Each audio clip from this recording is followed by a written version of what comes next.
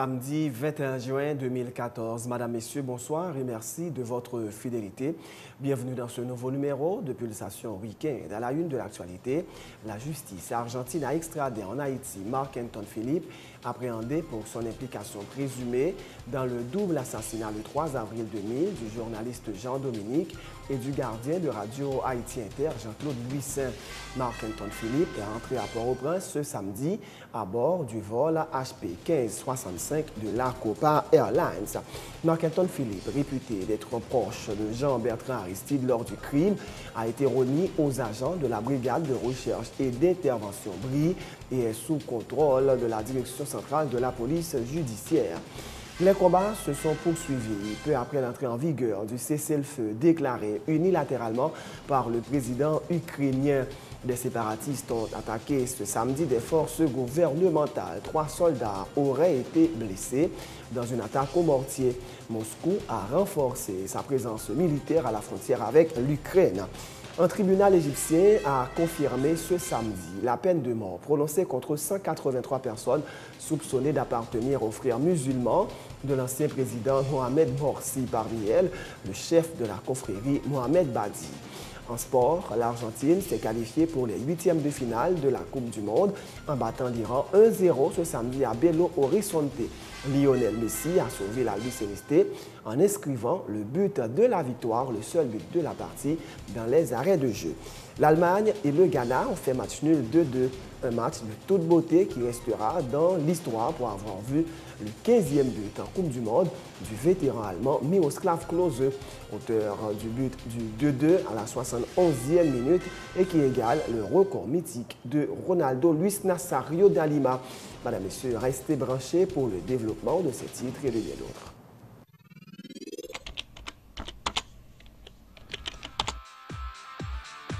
Bienvenue dans cette édition d'Information Pulsation, l'essentiel de l'actualité de la journée. Merci de votre fidélité. Bienvenue dans ce premier numéro de Pulsation Week-end.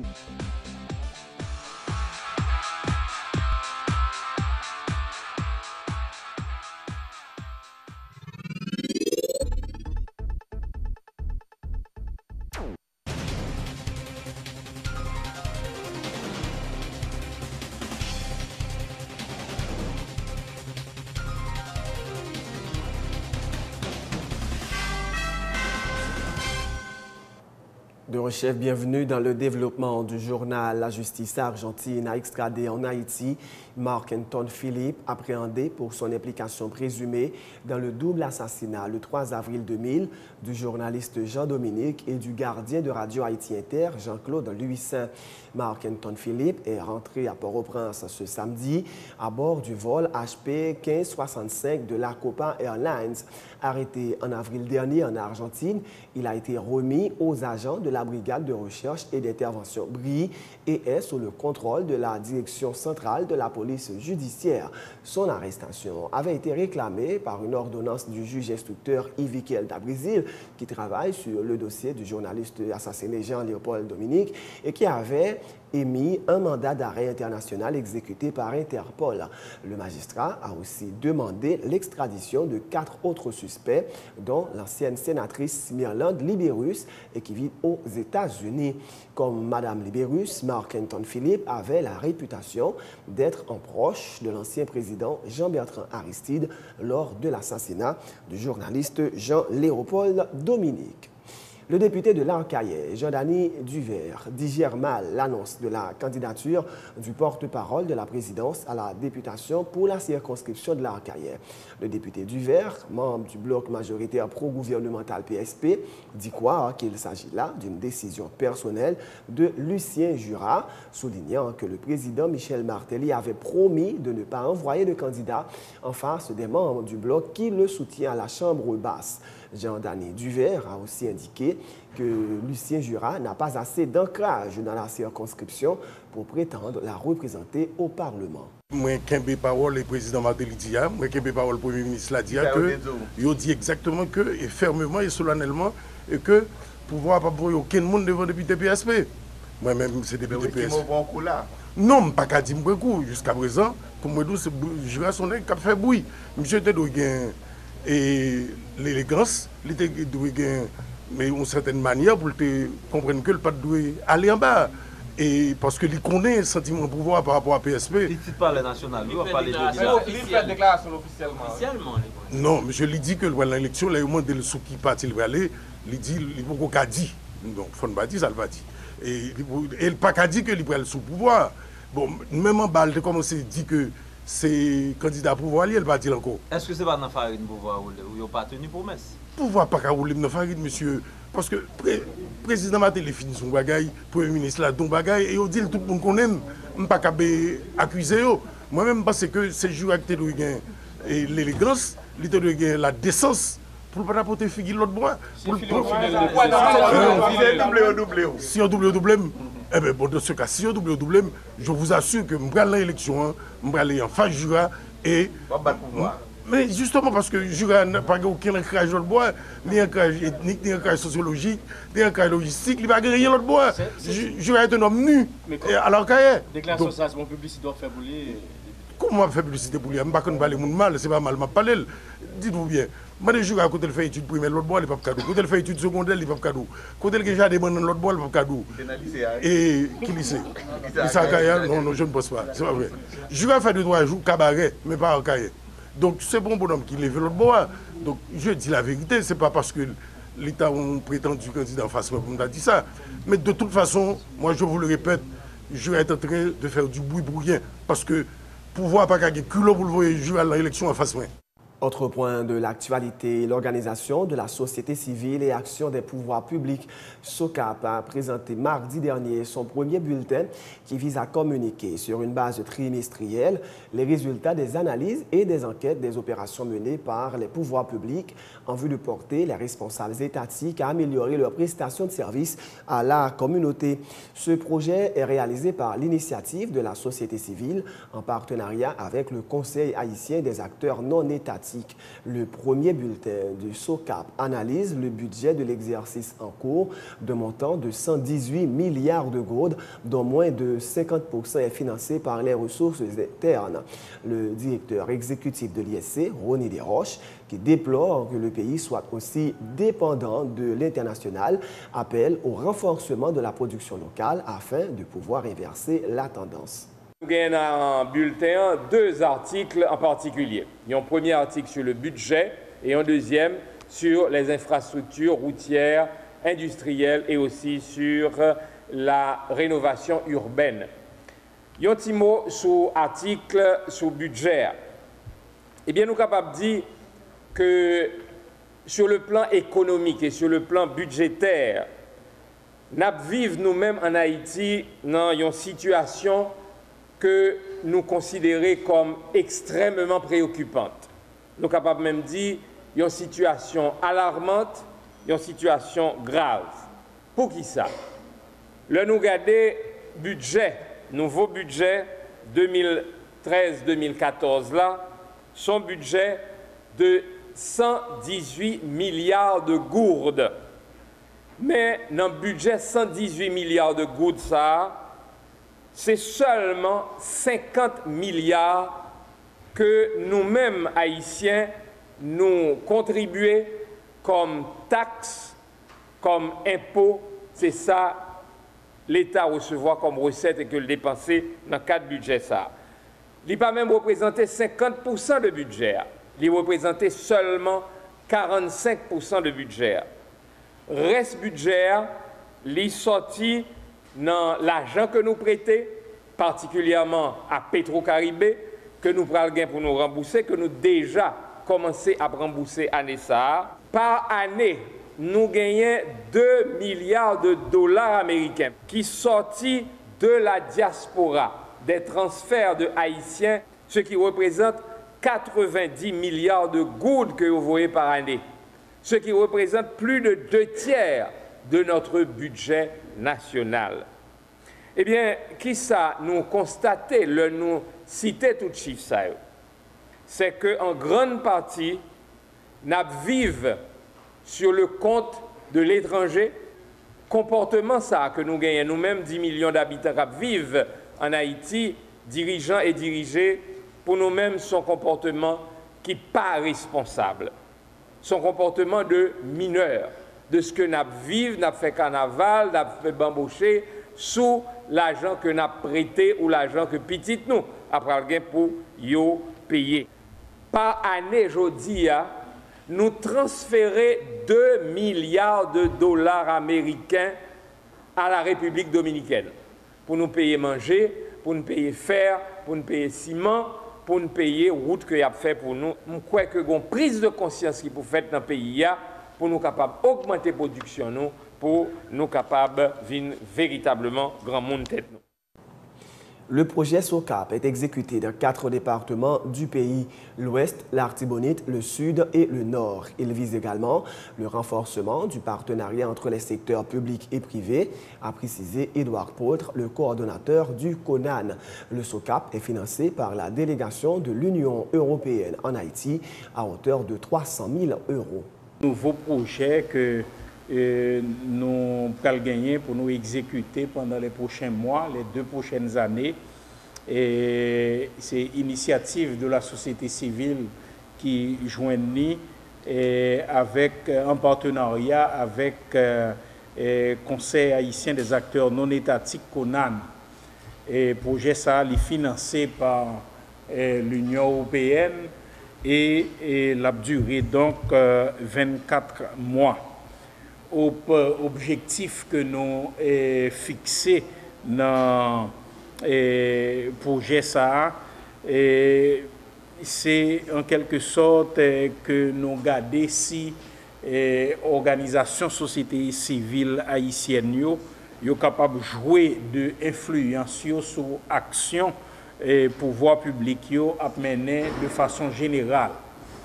Maintenant, nous gagnons donc particulièrement une sorte de observation que nous avons fait sur 4 domaines: concentration, et activité et pouvoir public dans le domaine infrastructure, dans le domaine environnement et dans le domaine éducation. Et le projet ça a couvert sur 4 départements: le département de l'Ouest, le département de l'Artibonite et du Sud, et puis le département du Nord. Gagner donc un ensemble de résultats que nous fixés et tête nous pour nous joindre à travers la réalisation projet ça. Tout investissement qui a fait dans le domaine que nous sommes cités, nous avons gagné pour nous partager informations avec donc ensemble société haïtienne et aussi également la presse. Nous avons cherché à renforcer le dialogue public-privé et chaque monde capable d'aider à ce que non seulement la société a informé, mais elle est bien informée sur l'investissement qui a fait et pour qui ça a fait. Le projet ça a un budget, autant me rappeler, c'est 300 millions d'euros, 300 000 euros de l'Union européenne et puis gagner donc 25% que nous avons cherché et comme fonds complémentaires, fonds supplémentaires pour nous capables de compléter le financement et arriver jusqu'à hauteur de 400 000 euros. L'Union européenne se félicite d'être partie prenante d'un tel projet, affirme le responsable des affaires politiques et de communication de la délégation de l'UE en Haïti, Raphaël Brigandi. Il met l'accent sur le rôle de la société civile dans le cadre du renforcement de la gouvernance et de la transparence dans la gestion de la chose publique. Je suis particulièrement content à plusieurs titres en réalité. Tout d'abord parce que ce projet vient à point nommé pour effectivement soutenir un rôle qui est très important de la part de la société civile, qui est celui de scruter l'action des gouvernants, l'action des pouvoirs publics en matière de politique publique, parce que, à notre sens, le rôle de la société civile est tout à fait essentiel pour effectivement réaliser cette veille démocratique refléter, relayer ces informations auprès du public pour, en fin de compte, pouvoir exercer une influence positive dans l'action publique. Donc c'est un rôle qui est essentiel dans le cadre de la transparence de l'action publique et en vue de renforcer la gouvernance. Je pense que les secteurs qui ont été choisis sont des secteurs qui sont pertinents, qui nous tiennent aussi particulièrement à cœur, parce que vous savez que l'Union européenne est un bailleur de fonds très important dans le secteur des infrastructures ici en Haïti. On mène aussi une action de soutien à l'environnement et l'éducation a été identifiée comme un de nos secteurs prioritaires pour la coopération pour les prochaines années. Donc, notamment dans le cadre de notre période de programmation qui va de cette année 2014 à 2020, l'éducation fait vraiment partie de nos priorités et donc je suis particulièrement heureux du choix des secteurs. Tout à fait autre chose. L'Institut mobile d'éducation démocratique, IMED, a mis sur pied, de concert avec plusieurs associations de la société civile, un comité de combat citoyen contre le chikungunya. L'IMED annonce une vaste campagne de sensibilisation, d'information et d'éducation afin de permettre à la population d'être bien imbue de l'attitude à adopter pour faire face à cette maladie à transmission vectorielle. La directrice de l'IMED, Ketli Julien, annonce une tournée dans le département du Nord jusqu'au 25 juin. Au-delà des ravages déjà provoqués par l'épidémie de chikungunya en l'espace de 2 mois, l'Institut mobile d'éducation démocratique IMED est surtout préoccupé par les perspectives sombres que cette maladie vectorielle est en train de creuser sous nos yeux. Notre institution, de concert avec d'autres secteurs de la société civile, n'entend pas rester les bras croisés, d'où la formation d'un comité de combat citoyen contre le chikungunya 5C. Ce comité entend s'impliquer dans une vaste campagne de sensibilisation, d'information et d'éducation afin de mobiliser la population haïtienne à adopter des mesures préventives pour ralentir ce fléau tout en l'informant sur les consignes à suivre au cas où une personne est affectée dans son entourage. Le 2 juin dernier, nous avions lancé le coup d'envoi. 760 personnes avaient été examinées par le staff médical.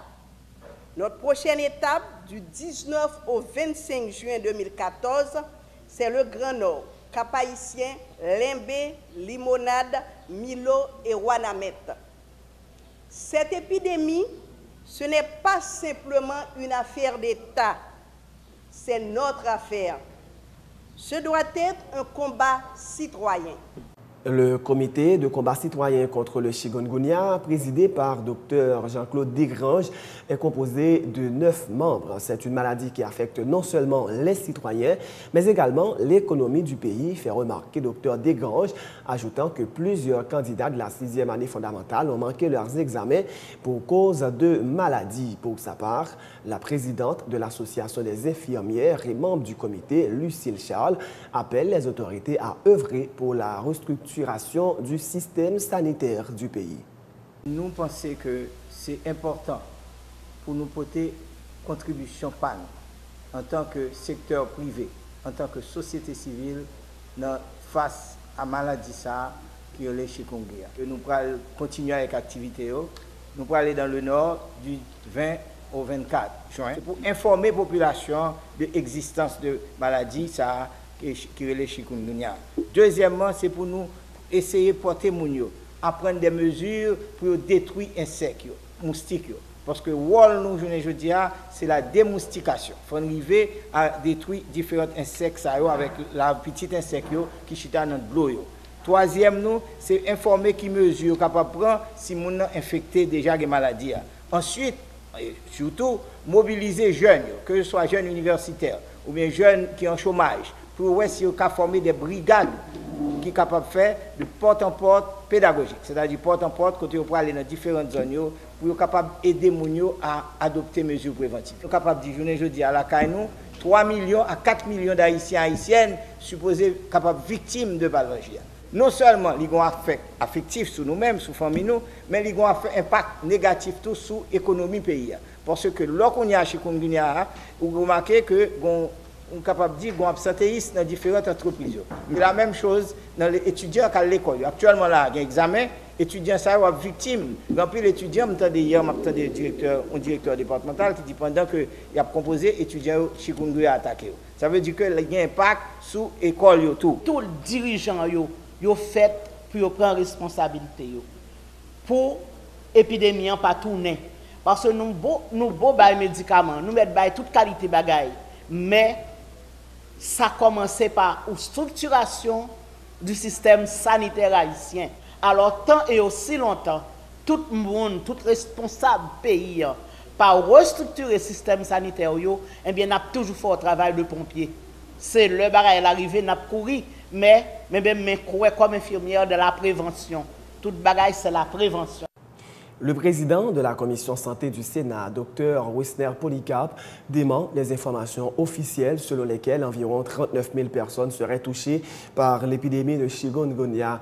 Il y a plus de millions de citoyens à avoir été frappés, a-t-il dit, appelant les autorités haïtiennes à revoir leur façon d'appréhender l'épidémie. Au lieu de demander à la population de consommer de l'acétaminophène, les autorités sanitaires devraient constituer des stocks d'antiviraux et les distribuer gratuitement à travers des points de distribution repartis sur l'ensemble du territoire, a dit le parlementaire. Yo fait quoi, c'est 39 000 personnes seulement. Nous disons que ce n'est pas vrai. Il y a plus de millions de personnes dans tout le pays qui frappent déjà avec la maladie et il y a pile de monde encore qui peuvent continuer à frapper. Nous pensons que c'est important comme responsable pour nous au courant parce que ce n'est pas demain matin nous lever ouais chikungunya varie dans tout le pays et puis on dit que si on te connaît son bagage qui sorti loin si tout près là. Contrairement à ça que responsable santé publique a fait comprendre comme quoi gon graine pour nous acheter pour baisser la fièvre là qui pour résoudre le problème maladie non, c'est pas médicament ça vrai qui traitement. Tout le monde doit connaître une infection virale. Son virus, son petit bête tout petit qui entre dans le commune, la cale petit dans tout le corps. Il y a une seule façon pour le microbe ça mourir, son médicament contre le microbe là pour nous prendre. Médicament contre la fièvre, c'est pas médicament contre le microbe là. Nous disons, et santé publique, ministre santé publique la connaît très bien, médicament qui est bon pour maladie ou médicament antiviral. C'est devoir santé publique. Pour acheter médicaments, faire réquisition de médicaments tout partout, médicaments antivirales, médicaments contre inflammation, médicaments contre fièvre, là, pour mettre dans un dépôt gratis pour nous connaître mes points de distribution côté pour nous prendre médicaments gratis. C'est pour santé publique aller dans tout dispensaire avec l'hôpital privé tant que l'État pour mettre stock médicaments pour tout le monde venir prendre gratis. Et santé publique, pas veut dire système soins l'État seulement. Même structure privée doit joindre soins. Toute clinique doit joindre médicaments gratis. C'est ça nous exiger. C'est ça qui est sens de responsabilité. Ce n'est pas compter cadavres, ni compter cas maladie pour dire que voilà, mais nous avons tant qu'à ça, c'est tel département l'Ouest, c'est tel département qui peut toucher.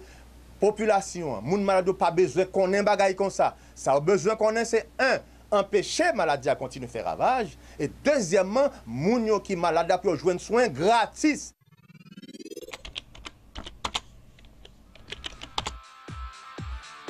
Bienvenue à cette édition d'Information Pulsation, l'essentiel de l'actualité de la journée. Merci de votre fidélité. Bienvenue dans ce premier numéro de Pulsation Week-end.